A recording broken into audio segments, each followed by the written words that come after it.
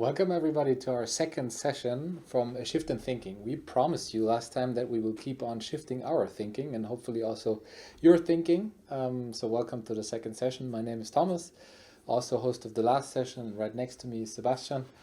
Welcome from my side. He shaved. He used the spare time that he had to get rid of his beard. But apart from that, let's go a little deeper and use our time more wisely. Today is all about social changes. Last time we rather raised the point that it was about can a crisis actually be a chance? So is it not only threatening and all of us try to somehow survive literally, but also can it be a chance for opportunity for entrepreneurs? Are there opportunities that can be pursued? And we want to talk a little about that. And this time we promised also it's not only Sebastian and me talking. We will give you a little impulse. But we do also have a guest, which is Henrik, and he is not in the studio. He will be also streamed to us a little later, and we will talk about his very interesting story. He's the founder of BeWooden. They used to, well, let's talk about that later, but they used to produce wooden ties, for example, and then they shifted their business model, I would say perhaps 360 degrees, and now produce masks. I heard 1,500 per day, and within days they actually shifted the entire business model and used the opportunity which actually came along. And we want to hear from him how he actually embraced this opportunity and how he shifted his thinking and his team's thinking. But first of all, we would like to give you a little bit of background. You know that we both have a academic background, scientific background. That's why we love theories which actually underpin the behavior of entrepreneurs. And one of that theories which we really like, and we always give as an example to compare managers and entrepreneurs, is the theory of effectuation. Not sure if you have heard of effectuation, but it's really great to distinguish between entrepreneurs on the one hand and managers on the other hand. The study was done by Sarah Saraswati in 2001, an Indian professor, and she interviewed a couple of hundred managers on the one side and a couple of hundred entrepreneurs on the other side. And she tried to find different patterns and heuristics between the two of them. And she actually, quite surprisingly, saw huge differences between the two breeds. And they can be formulated in 4 principles, but even easier to explain is that when you use the example of cooking. So those of you that do cook, or let's perhaps formulate it that way, that have cooked already, that know the procedure of cooking, that can perhaps relate to that. There are basically 2 ways. One is that you look into your fridge and then you actually see what are the ingredients in the fridge, what are the things that I have at hand, and what can I actually use to cook my meal. That's rather the entrepreneurial approach. You have something at hand and you try to make the best out of it. Another approach is that you have a recipe, and according to the recipe, you actually buy all the ingredients that you need to cook a specific meal.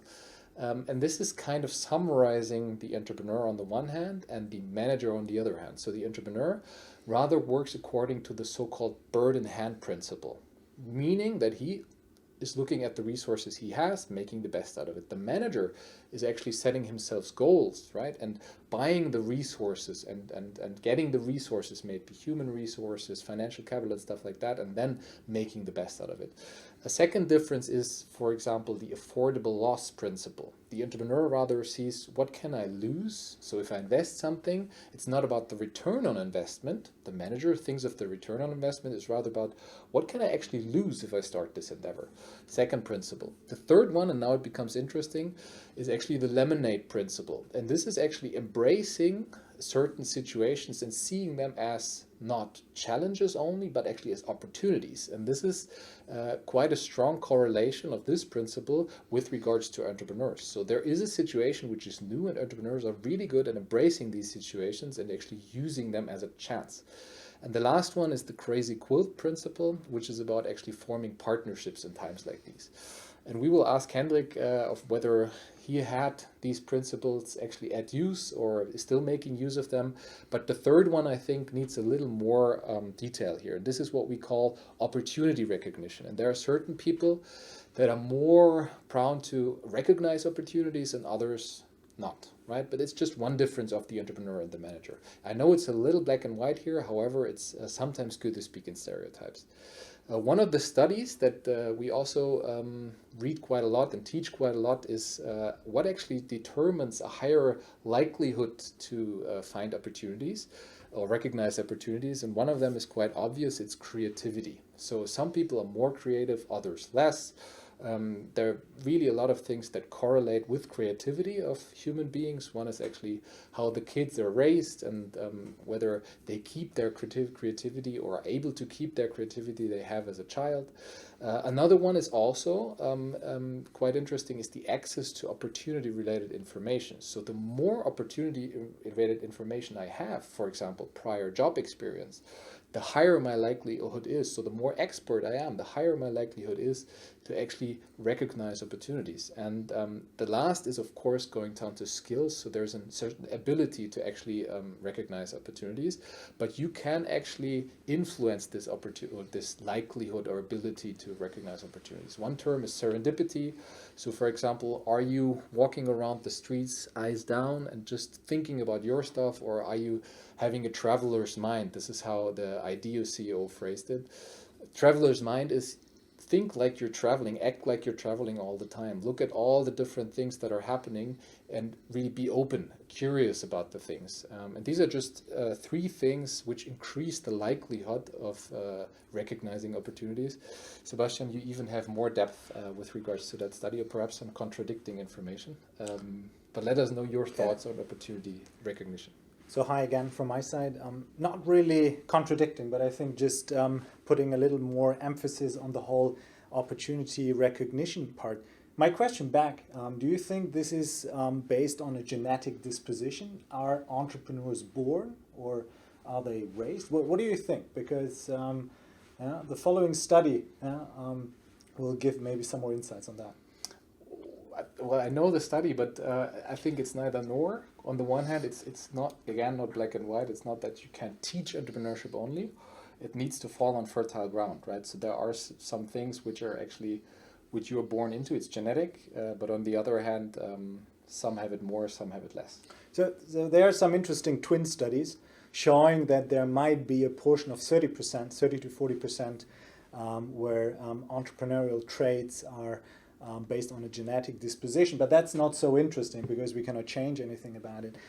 The next study I want to highlight is actually research that has been going on for quite a while. A first academic paper was published in 2009, where they were actually interviewing a lot of very innovative entrepreneurs. So the researchers were the very famous Christensen from the Innovator's Dilemma, but then also his colleagues Dyer and Gregerson. And what they tried to find out is like what makes actually people really find these opportunities. Because I think it's always amazing, right? People that just see things others don't see, right? And if you can train that, if you can maybe work on that, then it's even more interesting and more exciting to know about it, right?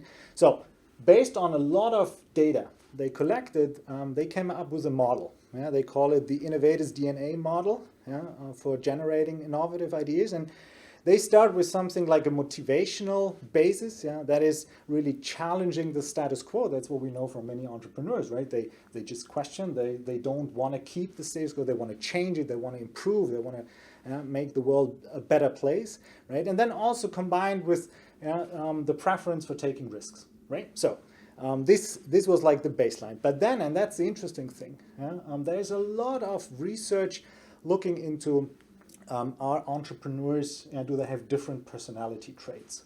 Are they more like less uncertainty averse, more risk taking?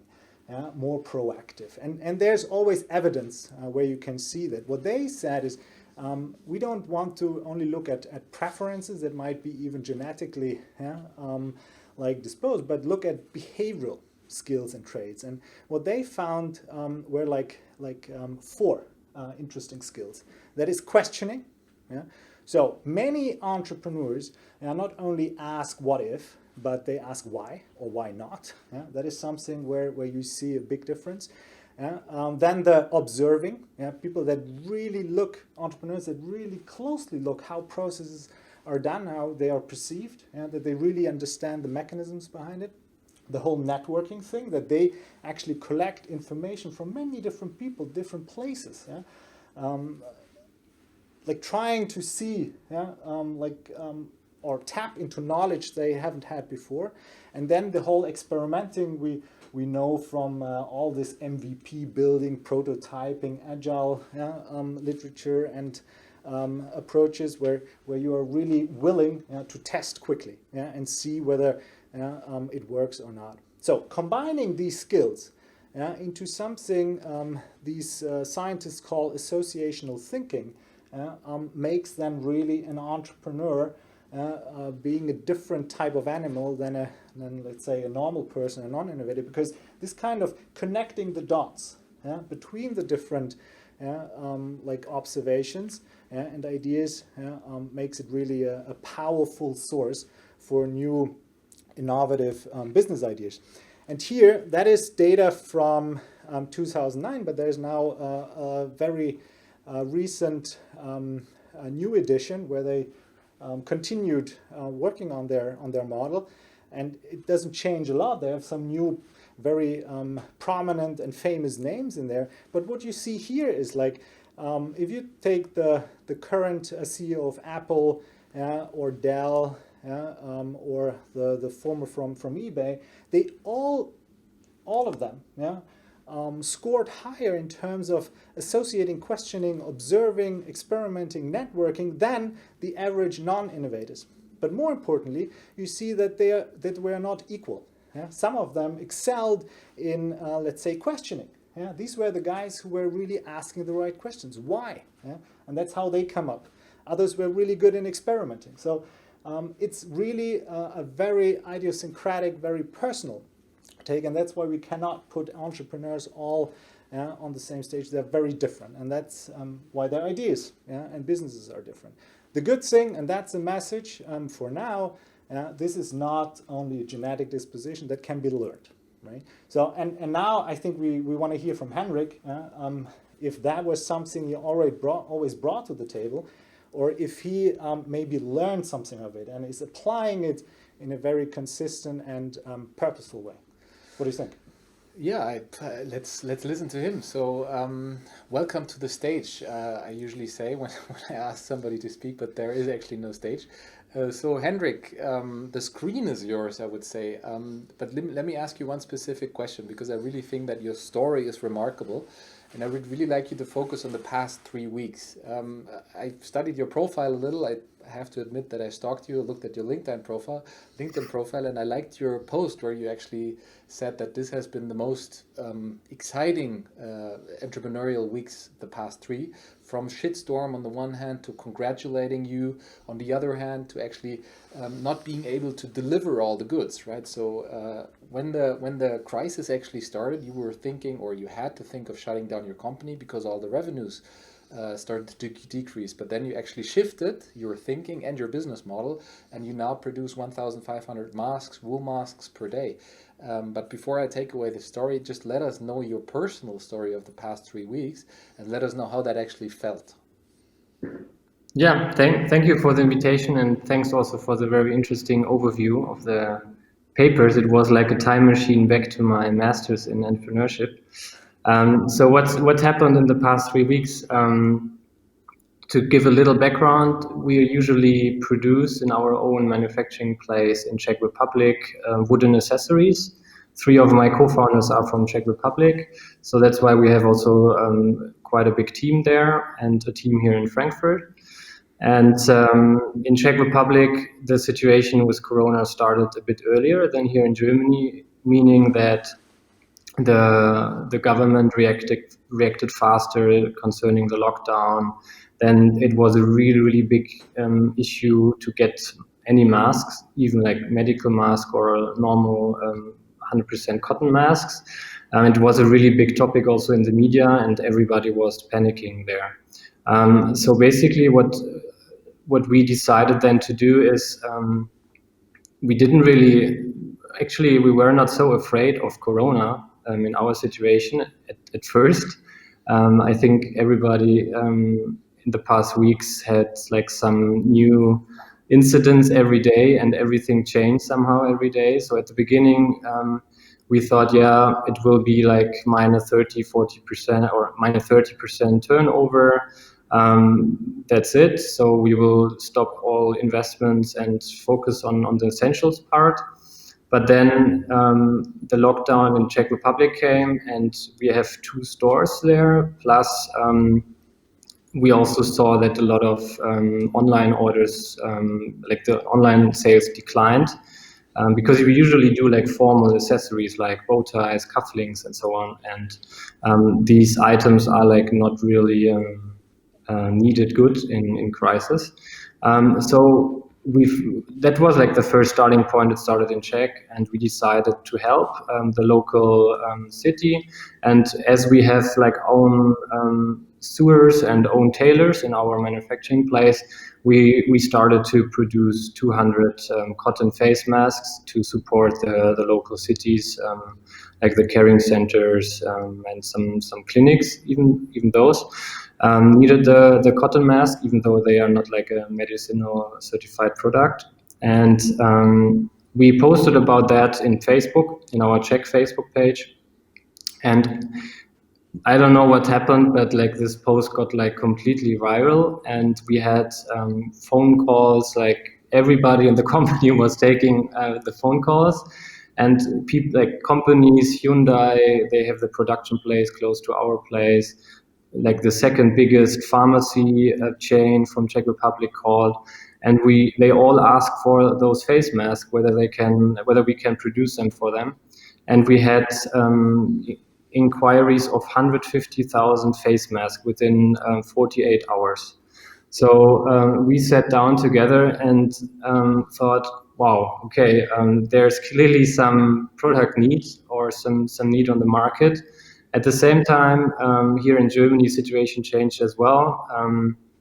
I had a phone call with some of our retail partners. So we do online sales, but we also go into like wedding stores, concept stores.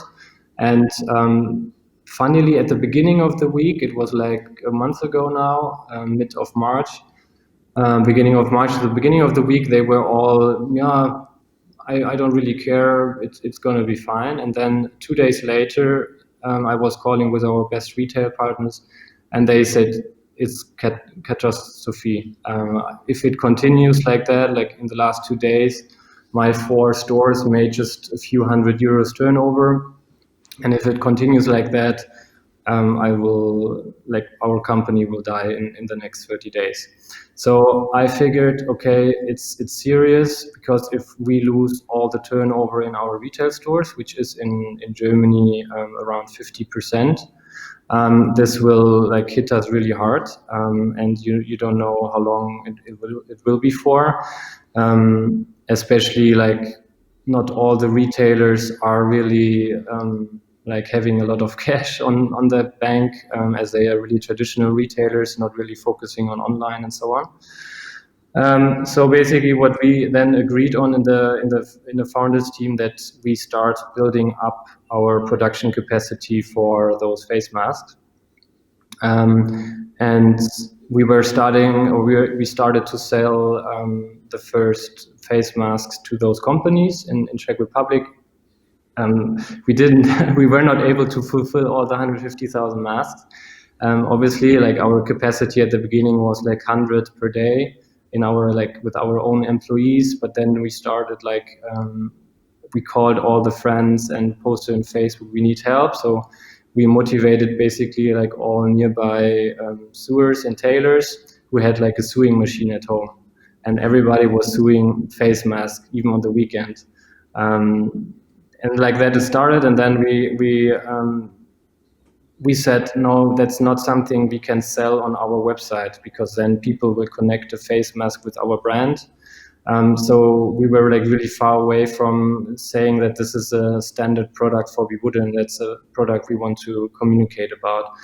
But 2 days later, we decided that we should actually upload it on the website, because we had such a high demand. And that was the starting point from the Czech online sales. And then I said here 2 days later as well in Germany, okay, let's go. Like that will be probably our own chance, and that was actually also a good thing. Timing is a big issue, because probably you saw it. A lot of companies now do face masks, but due to the fact that we had the insights of the Czech market before, we were one of the first ones. We were basically like some days before like big companies announced it. And that helped us, I think, to get started and actually have the window of opportunity for like 2-3 weeks now, where the big players cannot deliver those masks, but we could deliver them because we were cooperating with a lot of small manufacturing places. What a great story. But like immediately popping to my mind is the question of, okay, that's now a great opportunity, but what if after crisis times? Well, there needs to be an hypothesis that you actually have. Perhaps that is, well, even after the crisis, we will all need masks. Is this a side business which you're starting now? Is it a shift of your entire company? And how are you actually dealing with that? Is it just that what you currently do and then you see how it's actually going to unfold a little later? But how are you dealing with this opportunity which actually really turned into revenues now? Is that going to be a long-term shift of your company, or is it just like, well, let's see, currently we have to do it and that's why we do it? Yeah, at the beginning it was just, especially also here in Germany, we cooperated with local manufacturing places. We are donating a lot of masks. Like you can order a mask for free on our website, and like the situation at the beginning was we want to help. Obviously, we are a company who needs to pay their employees, so we also will like take some money for that. So it's a win-win for everybody. So this was like basically the only goal at the beginning. Now with the next, or with the past 3 weeks of experience, I really think that the mindset and the perception of wearing masks will also change here in Europe. That especially in the next months when you are really uncertain if there's maybe some more virus or not. And also like just the mindset of the people that you should be more careful and so on. So we believe that actually the face mask will become not for everybody, but for some people, some kind of accessory. So we want to connect it obviously with our core values, which are like style and high quality. So we are thinking about to also keep on going that with the mask. We actually got already inquiries of big retailers. About You is now starting selling masks as well as a fashion retailer. So basically even stores are now inquiring because they believe that this kind of product will help them in the next months to sell in their stores as well. Henrik, cool stuff. Can you tell us, or let's go back in time to the moment before you launched this Facebook campaign, right? In the Czech Republic. Can you elaborate a little more on the situation and the decision-making process? So how did you make up your mind? Was it like a joint endeavor, or was it like somebody saying, "Hey, let's do it"? Can you share some of the insights? Yeah, I think it's number 3 and 4 of the study at the beginning, which Thomas mentioned. So I'm always a person who like tries to look for opportunities. Obviously, like the Corona situation for me is like the really first big crisis I'm in. So it's like at the beginning it was really overwhelming, and I didn't know what to do at all. So I had to have some time to get clear thinking.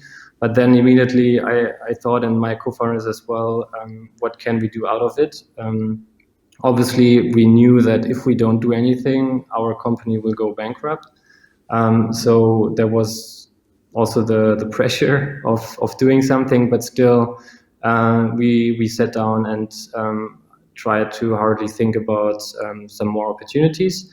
And due to the fact that we have like the whole value creation chain, like manufacturing, logistics, and so on in-house, that helped us a lot to do like really good cooperation with our employees, but also with local manufacturing places, also from here from Germany, to come up with a really good cooperation and a collaboration where everybody profits from and where we can then survive maybe together and help each other. So to some extent, it's a question of perspective, isn't it? I mean, so you said you needed some days to get clear thinking and you didn't know what to do at all.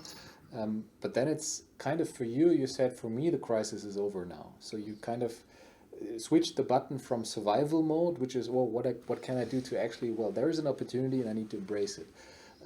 Isn't that always one of the things that kind of determines what an entrepreneur is? It's like, okay, I try to change the world anyhow, and the circumstances are not that important for me, so I can actually change my environment with my acting. So this is one thing that clearly helped you, right? So mindset and what kind of perspective you have on things. Yeah, for sure. And also the exchange with other entrepreneurs or other people around you to get like different perspectives on it, you know, to also get to know their stories or how they do it, and read a lot of resources and just to find a clear perspective about it. And then at the same time be brave, because like at the beginning I thought, what happens if we launch those face masks together with our brand BeWooden? Will that be hurting our brand? And obviously there was also some shitstorm. People called us that we want to make profit out of a crisis, and I got like personal Xing messages on a Sunday morning. But I think you need to be brave in those situations because that's I think was one of our USPs, that we were one of the first ones turning the production and basically also going all in immediately. And how did you actually manage to say this change in your organization? That's really interesting to me, because it's obviously it's a big shift, right? So the people in your company, not just you, they believe in your current product. They believe in wooden products that you actually do produce, which are values. You mentioned them depending on style and stuff like that. But how did you actually manage this change now, shifting from wooden ties and stuff like that to actually producing masks? How did you actually get the employees and all the people on board? Yeah, that's, I must say, was like one of the greatest things in the past week, that everybody was pulling on the same string, and that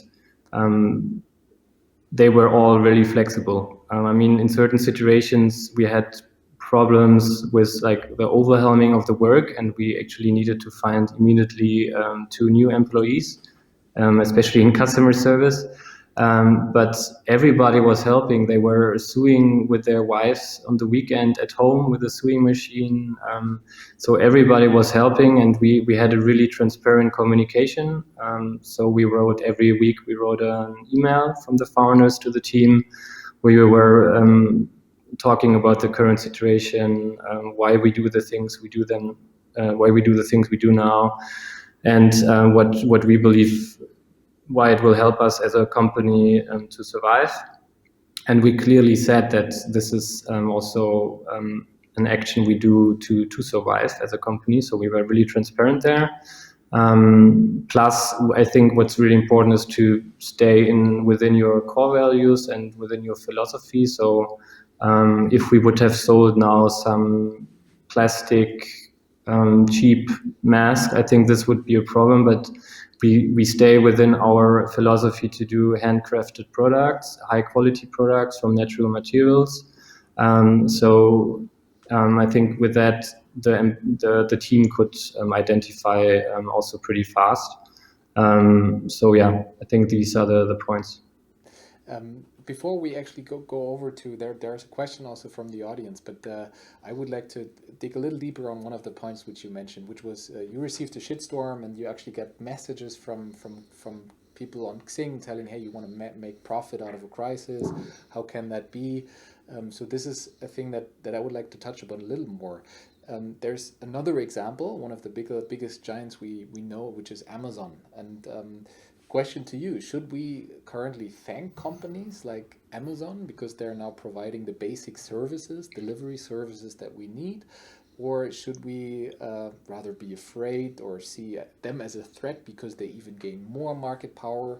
They're obviously winners in the current situation, but what's your take on that? I mean, what they're doing is they had the business model existing prior to the crisis, and now they're actually even using that business model to gain more market power. Is it being thankful to those companies, or should we say, wow, now let's even more support the small local ones? And what's your situation? Because you said you faced the shitstorm yourself. Yeah. So we are not really doing a lot of business on Amazon. So we are selling our normal accessories, but at the moment, we don't do any business through Amazon. In terms of whether we can thank them in general or not, I guess clearly we should support the locals, but the question is always how convenient and how fast are the locals in innovation. And I think now here in Frankfurt we have some cool initiatives. We have restaurants which offer delivery services and some special home packages and so on. So I think we should look first in the locals, but at the end I would not be angry on Amazon, because I think they're also trying everything they can. And what's really something maybe in the future, clearly this crisis will shift the retail development from will fasten up the process to increase all the online retail businesses. So I think a lot of offline retailers will not survive, and all that turnover and all that shopping transactions will go to online. So I think this will fasten up the process, which would have come anyways within the next 10 years, I think. So this crisis, I think, just fastened up the process. And yeah, to be honest, I'm not a person who tries to find errors or mistakes in others. So yeah, I don't really have an opinion on that regarding Amazon. Okay. Alan is asking a question. Alan from Plexus Tech. He asked you. I'm sure you touched on it. He's asking, did you use some retail online store at the very beginning, or did you switch to a new e-commerce platform when selling the masks? No, we sold. We have our own e-commerce store. It's like nothing based on any software. We have programmed it ourselves, and we started it there with the sales. And at the moment, we also 99% go through that. We just launched some masks on an online reseller platform, like a niche seller platform, but nothing. So we mostly sell in our own online shop. Sebastian, do you have an additional question? Otherwise, I would like to go to the final series of 3 questions, actually. So it's a final set. And I would like to know from you, actually, what you think we can change overall. And the first part of the question is, what's your advice on an individual level? What is it that we now, in times like now, what can we actually change on the individual personal level? And what's the advice to everybody listening and everybody out there?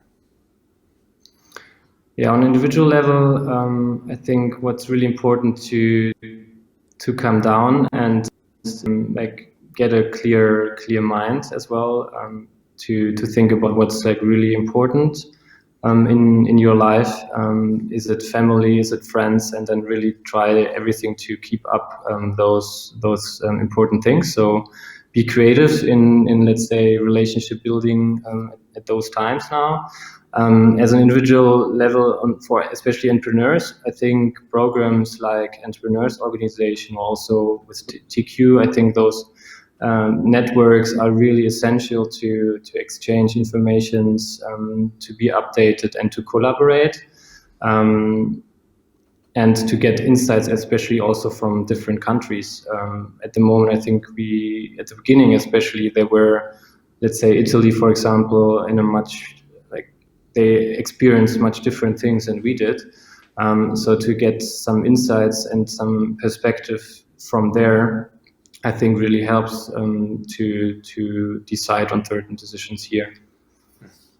The next level would be the organizational level. So if you think of all the companies, not just the companies which are based here in Hessen, but all the companies that you perhaps may know, what is it that they can change or actually should change? If you have to pin it down to one thing with regards to organizational change, now you went to a huge shift with regards to your organization, but what's your advice for other organizations?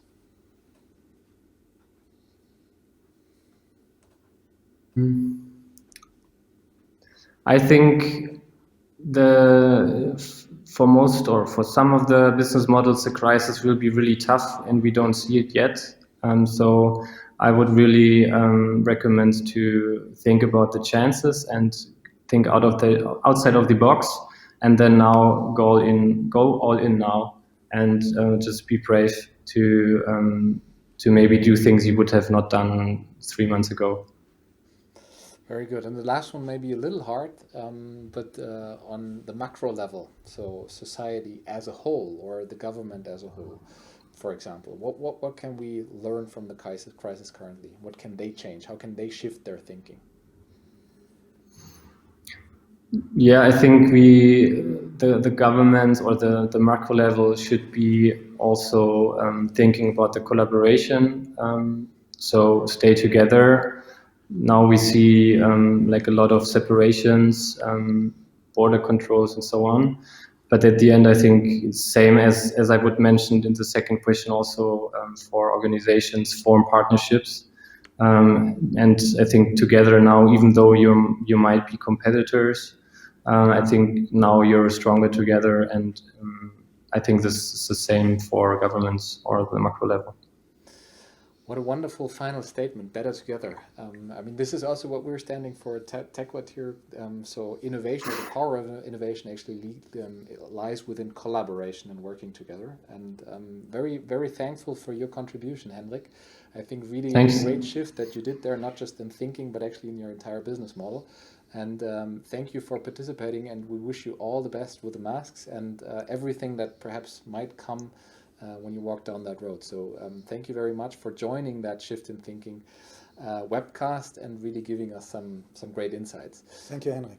Yeah, cool. Thanks. The next session will be happening next week, and as we did in the first session, we kind of tried to get your input on the different topics that you would like to have discussed. And we had different topics like digital health, but one of the biggest topics that we got from you as a response was everything about climate change and green tech. And this is going to be the next topic, which we're going to touch upon next week. And there's many interesting things if you think of climate change, how that was prior to the crisis, how it is now perceived currently as a global challenge. Are we talking about at all what can we currently learn from the crisis to actually improve the global warming? And there are so many things to touch upon that we are really eager to discuss that with you in the next week. And until then, have a great time. Sebastian, last word is yours. Yeah, don't forget, keep sending us your recommendations for other topics. Very open to that. And like last time, 2 weeks ago, there was nice weather. It's nice weather again here in Frankfurt. So take some fresh air, get out and clear your mind. See you soon. Thank you.